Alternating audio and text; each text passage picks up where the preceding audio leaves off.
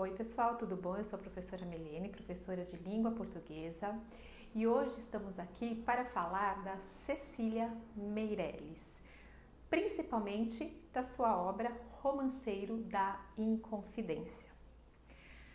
Bom, quem foi Cecília Meirelles? Cecília Meirelles podemos chamá-la de melodiosa e mística, tá? Ela nasce no Rio de Janeiro, então aqui em 1901 e falece em 1964, jovem ainda, né? Ela falece só a título de conhecimento de câncer, tudo bem? Ela é criada pela avó, porque os pais morrem muito cedo, seus irmãos também, ela é a única das irmãs que fica viva, tá? Então ela tem essa criação da avó. Em 1919 ela escreve sua primeira obra, ela forma-se professora e tem uma vida aí dedicada a ser escritora. É uma das primeiras mulheres a ganhar essa notoriedade na nossa literatura, certo? Bom, vamos falar da geração a qual a Cecília pertence. Ela pertence à segunda geração modernista, tudo bem? Só para que você, dar um apanhadão geral aqui para vocês, a segunda geração modernista é aquela mais reflexiva, que trata sim das críticas sociais, tá? Mas está diante de um mundo muito atormentado. Então nós estamos aí entre 1930 a 1945 e nós temos aí uma guerra mundial, a Segunda Guerra Mundial que vai eclodir, temos queda na Bolsa de Valores, temos Getúlio Vargas tomando o poder, tá? E acabando com a República do Café com Leite. Então nós temos uma vida muito questionadora, né? Então questionar os valores, questionar a nossa existência, saber por que estamos aqui. Então não um período de muita credibilidade diante de todos esses confrontos políticos, econômicos e sociais. Nessa segunda fase, nós temos um abandono daquelas formas muito livres, né, que foram tão divulgadas pela primeira geração modernista. Temos sim um trabalho livre com a linguagem, tá? Mas aí nós já temos a forma voltando de alguma maneira, principalmente se a gente fala em poesia. É bom que vocês saibam que a Cecília Meirelles, ela é mais próxima do tradicional, ou seja, ela não adere àquelas vanguardas europeias como dito nos primeiros modernistas. Então ela faz esse trabalho mais tradicional, tudo bem? Outras características da Cecília: lirismo espiritual e místico. Essa espiritualidade da Cecília ajudava, através da literatura, a fazer com que ela compreendesse e refletisse sobre o mundo, certo? Reflexões metafísicas, justamente, questionando o sentido da vida, a natureza aparecendo como uma atmosfera de sonho e fuga. E ela tem muita sensibilidade e intuição. Essa sensibilidade e intuição são trabalhadas em suas obras, tá? Outra característica da Cecília é a inspiração na poesia ibérica. E isso é importante para a gente começar a falar dessa obra, chamada Romanceiro da Inconfidência, uma obra publicada em 1953, certo? Primeiro vamos definir e falar o que é um romanceiro. Então, o romanceiro é uma temática, deixa eu virar para cá, uma temática social de interesse histórico. Então, nós temos aqui um poema narrativo de origem ibérica e medieval. Então, toda a obra, para quem já teve contato com a obra física, em mãos ou em PDF, vocês vão ver que ela é composta por um poema, vários poemas, tá? Então, esses poemas, eles vão formar essa narrativa, e essa narrativa vai nos contar e vai servir, né, como interesse tanto social como histórico. Por quê? Porque aqui a gente vai ter a questão da Inconfidência Mineira, tudo bem? Ela vai utilizar então um poema para contar para reviver essa história da Inconfidência, e gente, ela faz isso com muito mérito, tá? Ela tem um estudo aí muito focado antes de escrever essa obra. Ela vai atrás de registros históricos, ela vai nas cidades onde a Inconfidência aconteceu, ela vai atrás de diversos documentos. Então tudo isso que é contado, né, por mais que tenha uma forma e um lirismo, né, tenha aí uma narrativa contada, né, de uma maneira mais lírica, mas nós temos aí dados históricos muito importante e também pesquisado. Isso que é importante que vocês saibam, tá? Então, não esqueçam que é chamado de romanceiro justamente por ser esse poema narrativo com esse interesse social e histórico, tá? Outra coisa é que esse romance, ele não julga. Então, tá aqui, ó, o romanceiro, ele não julga. É apenas um convite para a reflexão, tá? Então, os acontecimentos, eles vão ser questionados e vão ser refletidos, tá? Mas em nenhum momento há dentro dessa obra um julgamento. Até aqui tudo bem? Vou dar um tempinho para vocês tirarem um print e já retornamos. Bom, vamos entrar agora propriamente na obra, né? Diretamente nela. Então, nós estamos pensando aqui num acontecimento histórico que eu já falei para vocês, que é a Inconfidência Mineira.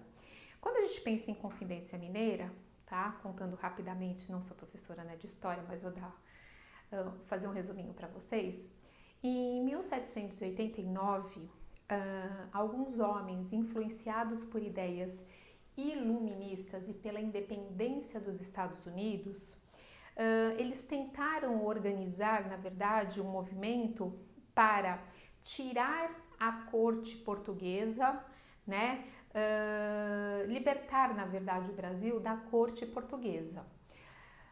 Por quê? Porque já estava num processo principalmente contra a tributação do ouro, né? Então essa tributação era uma tributação muito alta. Então a intenção era de tirar essa coroa portuguesa, tá, do poder. Nós tínhamos aí um líder, que é o Tiradentes, Joaquim José da Silva Xavier, que é o Tiradentes, que em 1792 foi executado, né? Então todo mundo já conhece a execução de Tiradentes. O interessante aqui, gente, na verdade, é que isso aconteceu porque houve uma traição aí no meio desses homens. O Joaquim Silvério dos Reis, ele acaba denunciando esse movimento à coroa, tá? Por interesses próprios. Então, para se livrar, né, de dívidas que ele tinha com a coroa, ele faz uma troca, ele faz essa denúncia e acaba sendo liberado dessas dívidas. Outra coisa importante é que, assim, o Tiradentes em nenhum momento ele dedura nenhum de seus colegas, tá? Então ele morre na sua simplicidade, sendo sempre, né, fiel na sua fidelidade aos seus companheiros. E outra coisa também, ele morre porque ele, né, dentro de todos esses homens, ele era um dos mais simples, tá? Que tinha uma vida mais simples, mais humilde. Então ele é executado. É interessante também que nós tivemos inconfidentes que foram, né, poetas árcades brasileiros. Então nós temos Tomás Antônio Gonzaga, Cláudio Manuel da Costa, que são poetas árcades do arcadismo, neoclassicismo, que participam e são inconfidentes. Então, eles serão citados, tá? Durante essa obra da Cecília. Então, é todo esse processo da inconfidência e também essa parte literária citada pelo motivo de termos poetas inconfidentes, certo? Bom, nós temos aqui 85 romances, gente, todos numerados, que nós vamos dividi-los em 5 partes para facilitar a vida de vocês, tá? Além desses 85 romances numerados, nós temos 10 poemas que são descrições de cenários. Então, eles aparecem de forma solta. Geralmente, tá, ele vai iniciar essa parte, que a gente vai fazer a divisão em cima dele, e eles aparecem de forma aleatória aí dentro desse romance, certo? Bom, ele tem tanto a sua parte lírica quanto a sua parte épica. Quando a gente fala em lírico, a gente vai falar em sentimentalismo, que existe aí dentro, né? E experiências pessoais, ok? Quando a gente fala em parte épica, a gente vai falar desse evento histórico que eu acabei de citar e a presença de um herói, que é o Tiradentes, certo? Então, ele que vai ser o herói de toda essa história, de todo esse romance. Outra coisa importante, que eu já disse que a Cecília, ela não faz ela fica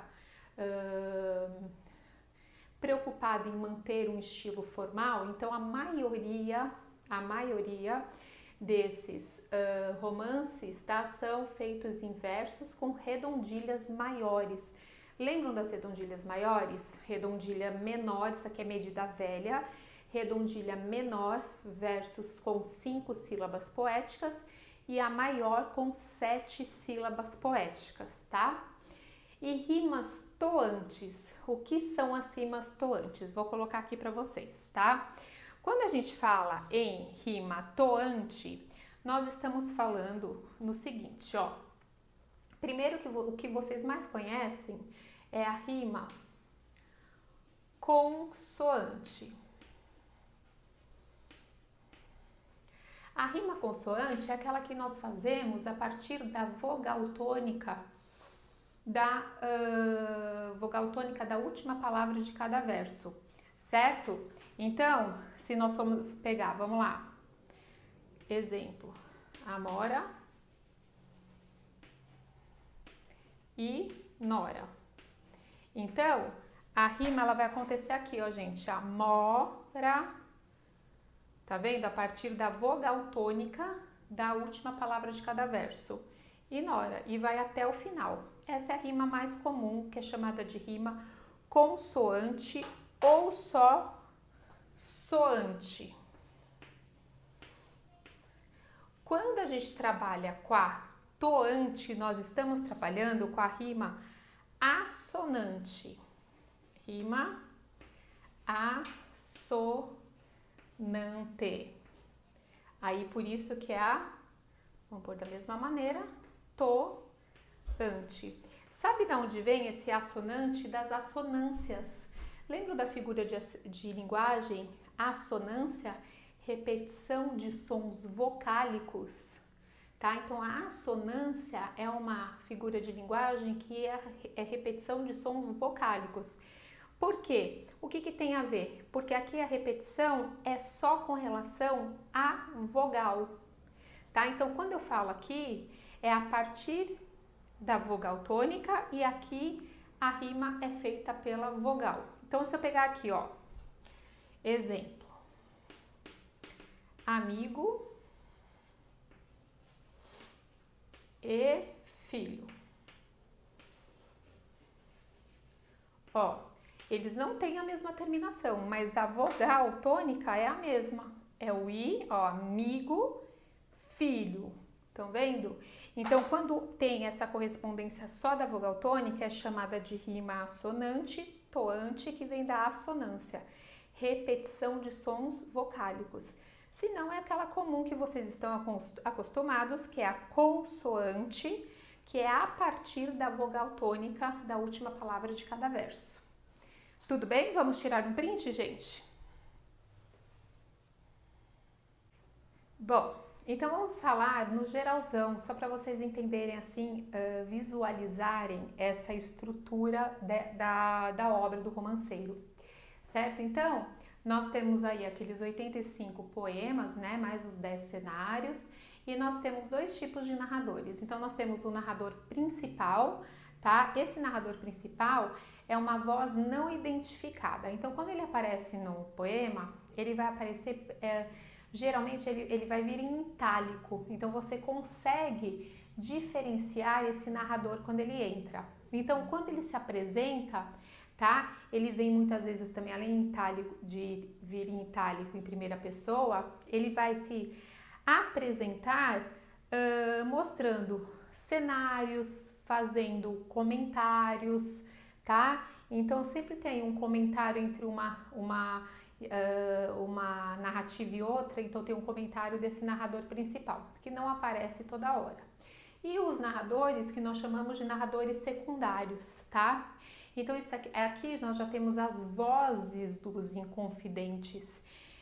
Então, nós temos os inconfidentes falando, tá? Geralmente também em primeira pessoa, ou então aqueles que aparecem para fazer e para criar boatos. Então, narrador principal, narradores secundários, certo? Bom, o espaço, são 3 espaços, então nós temos o Arraial do Tejuco, que é a atual Diamantina, a Vila Rica, que é Ouro Preto, e o Rio de Janeiro, então 3 cenários marcados. Herói, nós temos o Tiradentes, já falamos sobre ele. E nós temos os chamados poetas inconfidentes, Tomás Antônio Gonzaga, Alvarenga Peixoto e Cláudio Manuel da Costa. Tem alguns rompimentos amorosos aí no meio, então nós temos o primeiro, que é Tomás Antônio Gonzaga. Vocês se lembram quando nós estudamos o arcadismo? Nós vimos que esses poetas árcades, eles usavam pseudônimos pastoris, né? E nós tínhamos o Tomás Antônio Gonzaga utilizando o pseudônimo de Dirceu, apaixonadíssimo por Marília, a Maria Doroteia. E vai haver um rompimento aí, mais pra frente eu vou contar para vocês o porquê e como aconteceu esse rompimento que é narrado em um desses poemas, certo? Além desse famoso rompimento, nós temos também o do Alvarenga Peixoto e a sua amada Bárbara Eliodora, né? Chamada de Estrela Estrela do Norte, ok? Então são alguns rompimentos que acabam aparecendo aí nesse romance. Agora vamos entrar com a divisão em partes, tá? E leitura de trechos para que vocês passem a identificar isso que foi dito no próprio romance. Então, um print, vamos lá. Bom, vamos falar agora sobre a primeira parte, né, que pode ser intitulada como a do ambiente, tá? O que vai acontecer aqui? Eles vão apresentar eventos históricos, vão falar dos primórdios da mineração, vão falar já inclusive mostrar essa alta tributação cobrada pela coroa. Então, né, os reflexos dessa alta tributação que foi a responsável para esses inconfidentes criarem esse movimento, certo? As autoridades portuguesas, gente, sempre quando aparecerem, são sempre consideradas vilões. Outra coisa importante é esse caráter atemporal trabalhado pela Cecília. Esse caráter atemporal vem na presença de verbos no presente do indicativo. Por quê? Porque ela quer mostrar, tá? Que é um grito mesmo, assim, entre aspas, tá? Permanente de revolta contra qualquer tipo de opressão. Então, ela colocando esse verbo no presente mostra que tem esse caráter atemporal. Ele entra, ele faz parte de qualquer tempo, né, representando essa opressão. E fora isso, a tão famosa Chica da Silva, né, Quem foi a Chica da Silva? Ela foi uma amante negra do contratador José Fernandes. Eu vou mostrar aqui para vocês. Então, é mostrado também, é apresentada a Chica da Silva, tá? E ele, esse contratador, era o homem mais poderoso do Tejuco, tá? Aquele primeiro ambiente que eu falei para vocês, na região de Diamante, certo?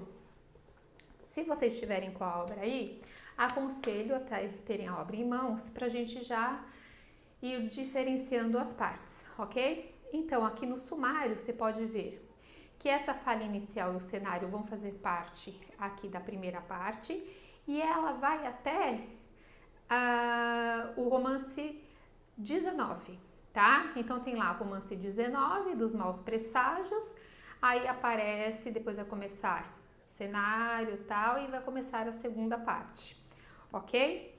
Vou falar um pouquinho dessa fala inicial que está na página 17 para quem está com essa edição aqui da Global, tudo bem?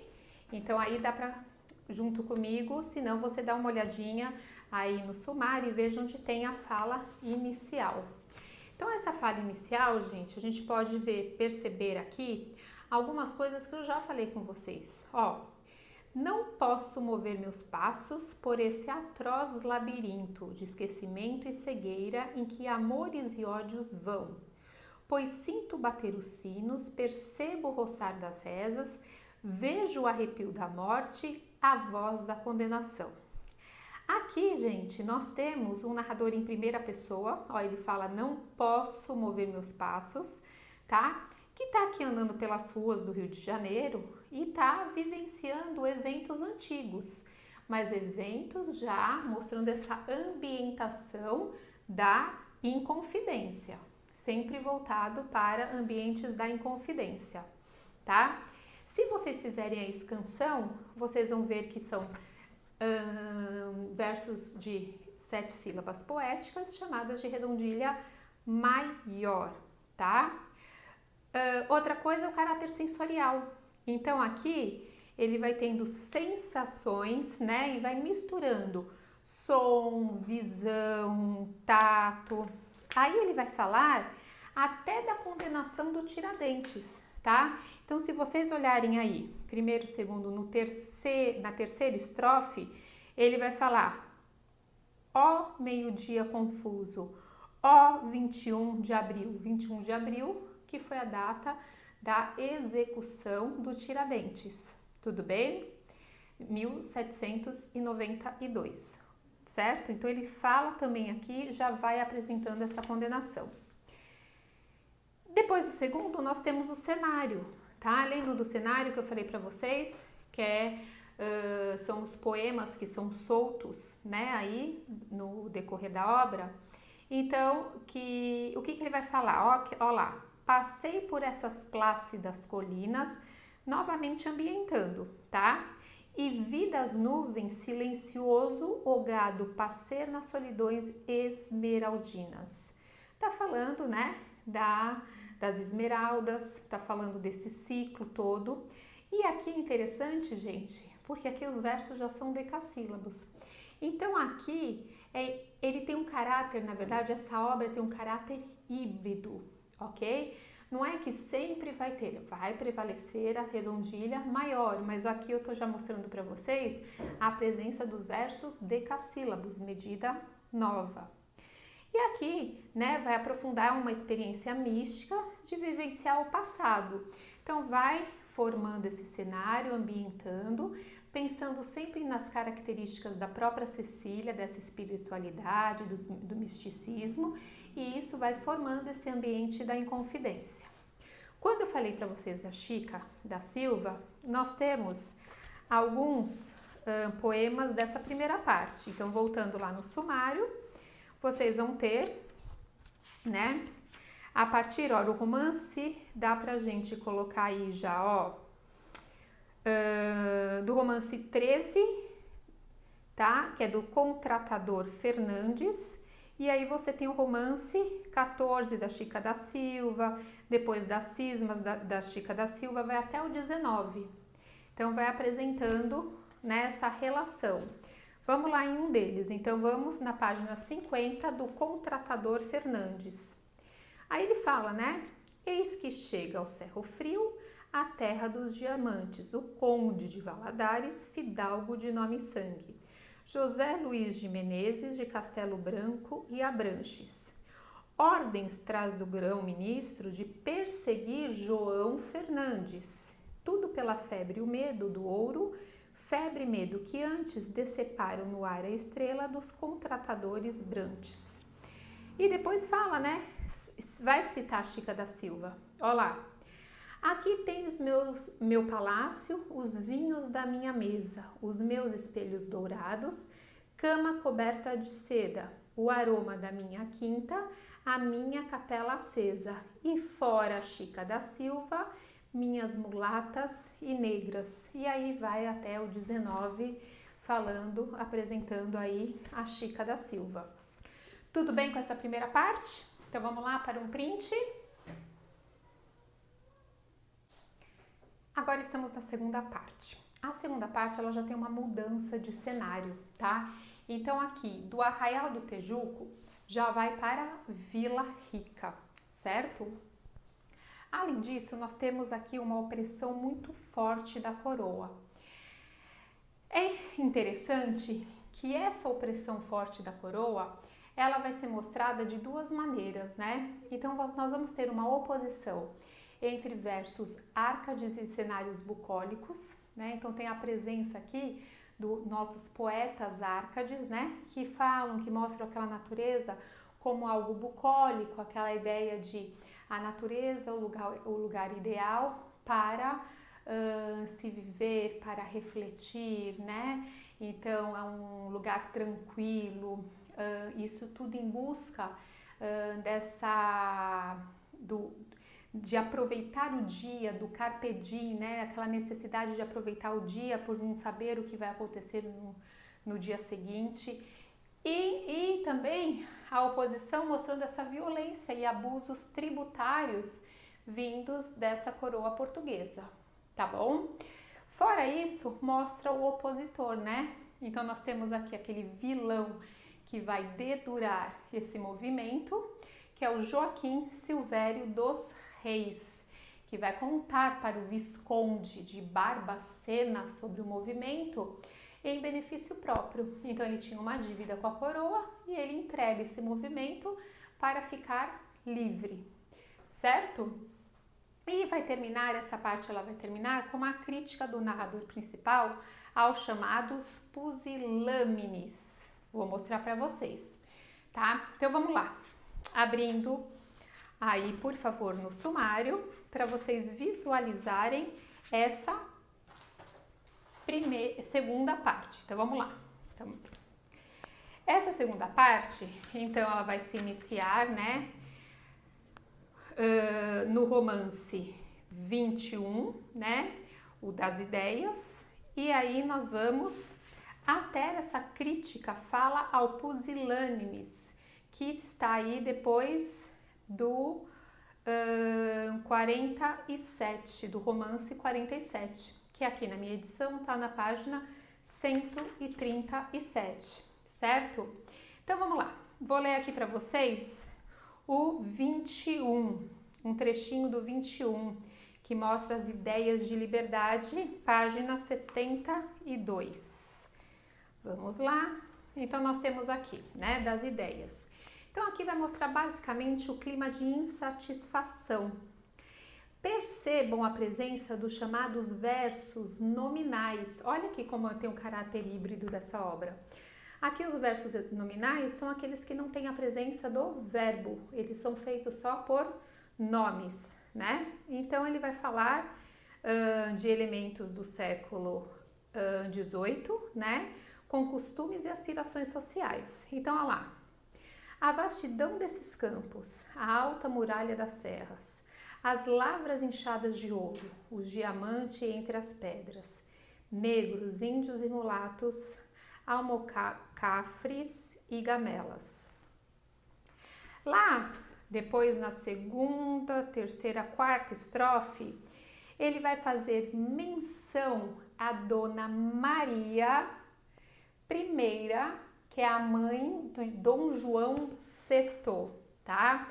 Para quem conhece, é a Dona Maria a Louca.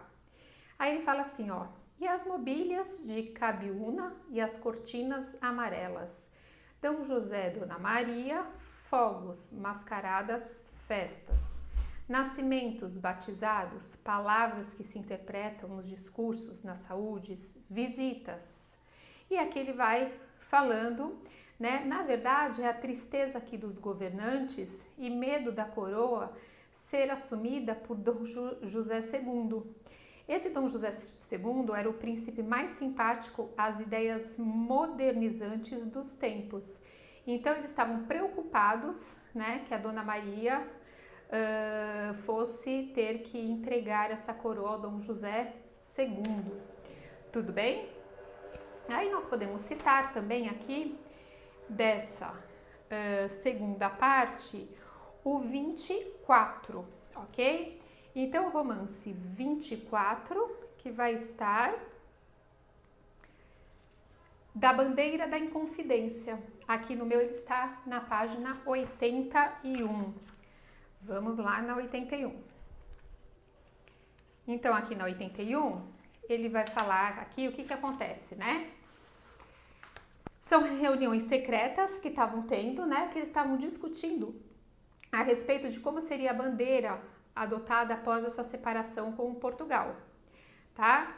Então, fala assim, através de grossas portas sentem-se luzes acesas e há indagações minuciosas dentro das casas fronteiras. Olhos colados aos vidros, mulheres e homens à espreita. Caras disformes de insônia vigiando as ações alheias. E aqui eles vão falando, na verdade, o que vai ter aqui é uma palavra de liberdade que vai criar entre esses homens um traço indissolúvel, tá? E aí eles vão falando sobre, né, no decorrer dele, como seria esta bandeira. E o que eu mencionei para vocês aqui, que é quando termina essa segunda parte, vamos lá? Que aqui na minha fala os pusilânimes, está na página 137. Então, vamos lá, página 137, tá? Esses pusilânimes, tá? São os frouxos, ele considerava, era considerado os frouxos e os covardes, tá? De vontades para assumir a posição, na verdade, defender aquela posição assumida. Então, é aqueles que, diante de qualquer imposição, já dão para trás e já não fazem aquilo que foi combinado, tá? Tá em redondilha, tá? E sem rima, mas vai falar justamente aqui das traições e cobiças existentes nesse movimento. Então, vamos lá na primeira estrofe. Se vós não fosseis os pusilânimes, recordaríeis os grandes sonhos que fizestes por esses campos, longos e claros como reinos. Contaríeis vossas conversas nos lentos caminhos floreados, por onde os cavalos, felizes com ar límpido e a lúcida água, sacudiam as crinas livres e dilatavam a narina, sorvendo a úmida madrugada. Certo? Então aqui vai falar justamente, olha o finalzinho que é a última estrofe. Ó vós que não sabeis do inferno, olhai, vinde vê-lo, seu nome é só pusilanimidade. Tá? Então são essas pessoas frouxas, esses homens frouxos que abandonavam o movimento. Vamos lá? Para mais um print? Bom, vamos falar agora da terceira parte, tá? Essa terceira parte, que ela é intitulada A da Morte de Cláudio e Tiradentes. Então, o que nós vamos ter aqui? Ela vai se iniciar com o romance do Jogo das Cartas. Esse romance do Jogo das Cartas vai fazer uma alegoria do jogo de baralho, tá? E a vida das pessoas, né? Então, como a vida dessas pessoas, elas são manipuladas. Da mesma maneira que a carta de baralho ela é manipulada, né, por mãos desconhecidas, a vida das pessoas também. Então ela vai dar início no romance 47. Além disso, o que mais ele vai falar? Ele vai fazer uma discussão sobre a morte do poeta Cláudio Manuel da Costa, que ele foi encontrado o corpo na cela da Casa dos Contos. Também vai ser falado do Tomás Antônio Gonzaga, que foi preso dias antes de seu casamento, tá? E depois foi para a África. E vai ter como protagonista o nosso Tiradentes, que vai mostrar da sua prisão à morte. Na verdade, vai ser uma passagem que vai ser apontada com diferentes pontos de vista. Como nós tínhamos falado, o romanceiro não veio aqui para julgar ninguém. Ele veio aqui apenas para fazer com que as pessoas reflitam, né, sobre os acontecimentos.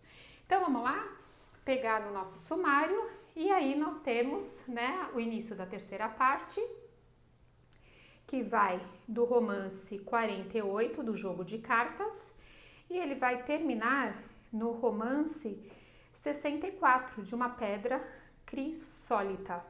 Depois dará início à quarta parte. Aqui nós podemos falar, tem além da morte misteriosa, né, do Cláudio, nós temos de um preso chamado Gonzaga, que é o romance 55. Aqui no meu tá na página 156. Então vamos lá, ó. Na 156. Então começa com o narrador, né? Um narrador principal aqui, que ele tem tanto essa ideia de piedade e ironia. E aí depois é o Gonzaga falando da sua falta de sorte, né? Que ele teve por ter sido preso. Então vamos lá. Quem sabe o que pensa o preso que todas as leis conhece e continua indefeso? Aí depois vem o Gonzaga, né? Aquele magistrado que digno fora e austero agora te aparece criminoso. E pondero, tudo no mundo mente, daqui nem ouro quero. E aqui, né, tem o acontecimento que, na verdade, o Tomás Antônio Gonzaga, ele abandona, né, ele fica preso, ele é condenado ao exílio em Moçambique. E acaba abandonando a Maria Doroteia, a Marília, e, né, do nada lá ele acaba arranjando uma outra grande amada, que é a Juliana de Mascarenhas, certo? E acaba trocando aí esse grande amor que ele diz ter tido na vida. Bom, nós temos aqui na apresentação, né, dessa prisão à morte de Tiradentes, nós temos a fala do carcereiro, que a execução é antecipada nessa fala, e nós temos aqui um carcereiro sugerindo uma grande injustiça. Então nós temos o romance 52 aqui na página 149, que ele fala assim: isso é que diz o embargo, mas eu cá para mim acho que nessa história ela vai ter mau fim. A esse que levarão pelas ruas afora com baraço e pregão. Nunca lhe deram nada, quem lhe daria agora perdão? Nunca o escrivão escreve o que a vítima diz, não tem lei nem justiça quem nasceu infeliz. E aí nós temos a execução, né? A execução que vai ficar aqui no romance 58. Então, no romance 58 da Grande Madrugada, aqui está na página 160. E aí nós temos, né, quem matou o Tiradentes, fala aí na parte histórica, que foi o Capitania, um afrodescendente que era extremamente cruel, tá? Então ele fala assim: se já vai longe a alvorada, então por que tarda o dia? Que negrume se levanta e com sua forma espanta a luz que o mar anuncia? E aí entra um narrador comentando sobre a grande humildade de Tiradentes, né? Ele fala: não é nuvem nem rochedo, detende as rédeas ao medo, é o negro Capitania, né? Que então ele apresenta esse negro Capitania e fala: e para gerais assombros ainda lhes cavalga os ombros e nos ares se balança. E aí vai ser mostrado, né, essa humildade no decorrer aqui do Tiradentes, certo? Então, mais um print para a gente ir para a penúltima parte.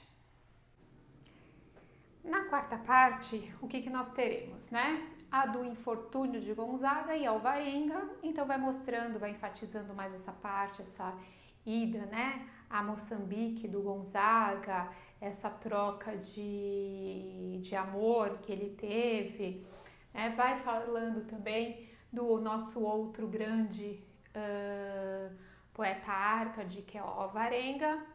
Além disso, vai começar com um cenário, e nesse cenário o narrador principal, ele vai passear por um antigo jardim que estava em ruína, que pertenceu a Tomás Antônio Gonzaga. Vou até ler uma partezinha para vocês desse cenário, tá? Essa parte, ele vai desse cenário até o retrato de Marília em Antônio Dias, né? Logo após o romance 80, certo? Então, esse cenário aqui para mim está na página 177. Então, o que ele fala? Vamos lá. No jardim que foi de Gonzaga, a pedra é triste, a flor é débil. Há na luz uma cor amarga, os espinhos selvagens crescem, única sorte destas árvores destituídas de primaveras secas, na seca terra ingrata, que é uma cinza de inúteis ervas solta sob os pés de quem passa. Então vai falando desse jardim, desse espaço agora em ruínas, certo? Bom, também nós temos os portos africanos, né? Como palcos de duras experiências humanas, tá? Então essa tristeza desses escravos. E nós temos aqui a apresentação da trajetória da vida da rainha Dona Maria I, a Dona Maria Louca, que está aqui no romance 74. Vamos lá para o romance 74? Então, para mim, está aqui na página 203. Ai, a filha da Marianinha, ai, a neta do rei Dom João, suave princesa de mãos postas, resplandecente de oração, que lindas letras desenhava a sua delicada mão. Grandes verticais majestosas, curvas de tanta mansidão. Maria, nome de esperança, Maria, nome de perdão.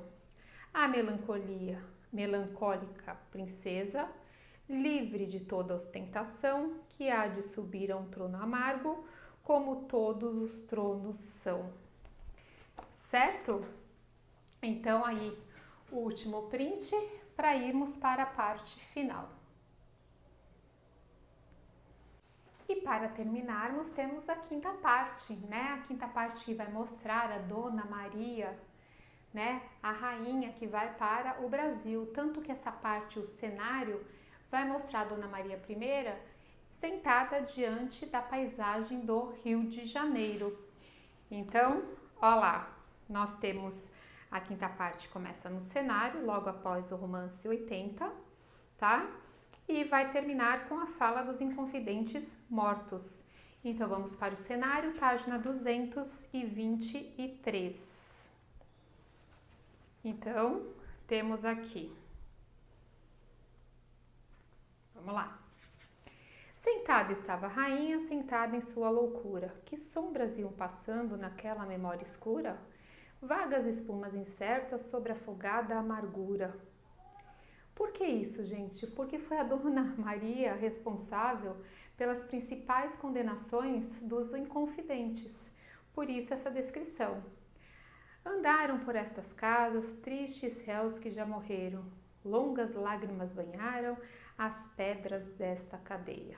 Uma ferrugem de insônias desgastava as fortalezas, tá? E aqui vai mostrando, né, essa triste condenação feita por Dona Maria I. E também também vai mostrar como as mortes foram injustas e que agora estão vivos, né? Esses inconfidentes passam a estar vivos nas lembranças das pessoas. Então vamos lá para o último romance, né? A última narrativa, que para mim está na página 236.